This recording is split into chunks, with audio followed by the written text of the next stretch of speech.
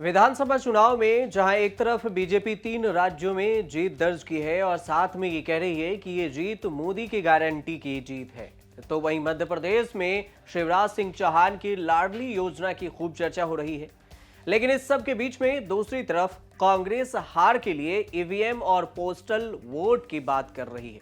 230 सीटों वाले मध्य प्रदेश में बीजेपी 163 तो कांग्रेस को सिर्फ 66 वोट ही मिल सके और इसी पर जीत दर्ज कर संतुष्ट भी होना पड़ा।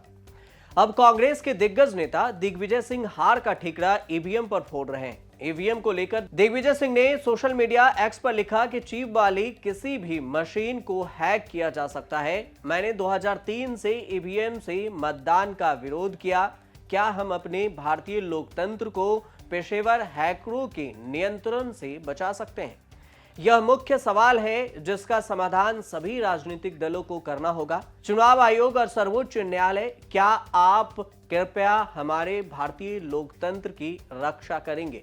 यह सोशल मीडिया एक्स पर दिग्विजय सिंह का पोस्ट है। दिग्विजय सिंह ने इस पोस्ट के साथ में न्यूज़पेपर की एक कटिंग भी शेयर की है और इस कटिंग में उन्होंने 22 अक्टूबर 2009 की बात को दोहराया है, जिसमें बीजेपी ने ईवीएम पर सवाल उठाया था, जिसमें बीजेपी के नेता मुख्तार अब्बास नकवी और लाल कृष्ण आडवाणी ने भी एनडीए के हार की मुख्य वजह ईवीएम को बताया था। उन्होंने कहा था कि ईवीएम के कारण ही एनडीए की हार हुई है। हालांकि इससे पहले अखिलेश यादव ने भी ईवीएम पर सवाल उठाया।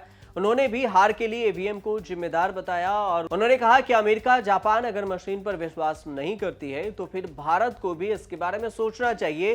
तमाम है, फोन करो खाना आ गया, फोन करो सामान आ गया। ये बात नहीं है कि हम टेक्नोलॉजी को नहीं समझते, टेक्नोलॉजी को हम समझते हैं, लेकिन लोकतंत्र मजबूत तभी होगा जिस तरीके से अमेरिका में, जापान में, अमेरिका हमसे अर्थव्यवस्था में और ताकतवर बहुत है देश हमसे, जापान हमसे बहुत आगे है। अगर वो देश इस तरह की व्यवस्था पर विश्वास नहीं रखते हैं तो इतने बड़े लोकतंत्र में वोट आपने डाला, आप 1 हफ्ते इंतजार कर रहे हैं परिणाम के लिए और आप 2 घंटे में परिणाम चाहते हो। इसलिए हमें और आपको भी अमेरिका से सीखना चाहिए। अगर 1 महीना वोट डलता है तो 1 महीना काउंटिंग भी होती है। इसलिए अगर अमेरिका आज दुनिया में सबसे ताकतवर देश है और अगर वहां व्यवस्था बैलेट की, पेपर की है, तो कहीं ना कहीं हमें भी अपनाना चाहिए। और ये जरूरी नहीं है कि रिजल्ट 1 घंटे में आए, घंटा, 2 घंटा, 2 दिन, 3 दिन। अगर अमेरिका जैसा देश 1 महीने इंतजार करता है, काउंटिंग कराता है, तो आपको किस बात की जल्दी है? भाई ये कोई नई बात नहीं है।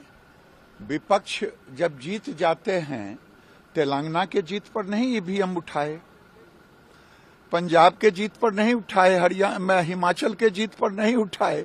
जब ये हारते हैं तभी अपनी गलतियों को, अपने ऊपर जो जनता का आक्रोश होता है, जो गिरती हुई साख है, उस विषय को उठाने के बजाय ईवीएम पर उठाते हैं। ये कोई नई बात नहीं है। जीत गए तो ईवीएम ठीक है, हार गए तो ईवीएम पर सवाल। जरूरी नहीं कि जो 7 दिनों में इलेक्शन हो, जिसके लिए इतने वक्त खपाए जाएं, वो सिर्फ 1 से 2 घंटे में उसके परिणाम सामने आ जाएं। अखिलेश यादव और दिग्विजय सिंह ने ईवीएम को लेकर सवाल उठाया, लेकिन दिग्विजय सिंह ईवीएम से पहले पोस्टल वोट पर भी सवाल उठा चुके हैं। पोस्टल वोट के जरिए कांग्रेस की जीत के भी दावा कर चुके हैं। साथ में दावा यह भी किए कि पोस्टल वोट में कांग्रेस को 199 सीटों पर बढ़त मिली है। उन्होंने बाकायदा सीट के हिसाब से पोस्टल वोटों के आंकड़े भी सोशल मीडिया पर शेयर किए। दिग्विजय सिंह ने ट्वीट में लिखा कि पोस्टल बैलेट्स के जरिए कांग्रेस को वोट देने वालों और हम पर भरोसा जताने वाले सभी मतदाताओं का धन्यवाद। तस्वीरों के आंकड़े में एक प्रमाण है जो यह बताता है कि पोस्टल बैलेट के जरिए हमें यानी कांग्रेस को 199 सीटों पर बढ़त मिली, जबकि इसमें से अधिकांश सीटों पर ईवीएम काउंटिंग में हमें मतदाताओं का पूर्ण विश्वास न मिल सका। यह भी कहा जा सकता है कि जब तंत्र जीतता है तो जनता यानी लोग हार जाती है। हमें गर्व है कि हमारे जमीनी कार्यकर्ताओं ने जी जान से कांग्रेस के लिए काम किया और लोकतंत्र के प्रति अपने विश्वास को पुख्ता किया। अब सवाल यह भी उठता है कि पोस्टल वोट आखिर होते क्या हैं? पोस्टल वोट या डाक मतपत्र ऐसे लोगों के लिए जारी किए जाते हैं जो नौकरी की वजह से अपने चुनाव क्षेत्र में वोटिंग नहीं कर पाते। इस सुविधा का लाभ 80 साल से अधिक उम्र के बुजुर्ग वोटर और दिव्यांग वोटर भी उठा सकते हैं। पोस्टल वोटों की संख्या चुनाव आयोग पहले से ही तय कर लेता है, इसलिए सिर्फ उन्हें ही यह सुविधा मिलती है जो पहले आवेदन कर चुके होते हैं और जिनके आवेदन की पुष्टि यानी वैलिडेशन हो चुका होता है। बात मध्य प्रदेश की जीत की अगर करें तो मध्य प्रदेश की 230 विधानसभा सीटों में बीजेपी को 163 सीटों पर जीत मिली है, तो वहीं कांग्रेस के खाते में सिर्फ 66 सीट पर ही जीत मिल सकी और ये इसी जीत से उन्हें संतुष्ट भी करना पड़ा।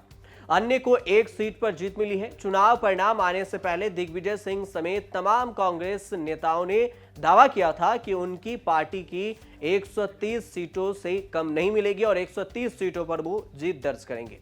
अब जबकि चुनाव में हार हो गई है तो कांग्रेस नेता अपना क्लेम छोड़ने को तैयार नहीं हो रहे हैं और ये दावा कर रहे हैं कि अगर पोस्टल से वोट किया जाता तो कांग्रेस की जीत होती और ईवीएम को भी सवालिया निशान पर खड़ा कर दिया है। ईवीएम को लेकर भी सवाल किए जा रहे हैं। लेकिन अब देखने वाली बात यह भी होगी कि मध्य प्रदेश में सीएम फेस को लेकर बीजेपी किसे आगे करती है। क्या शिवराज ही रहेंगे या फिर कोई और सीएम का चेहरा बनता है? आप देखते रहिए न्यूज़ तक।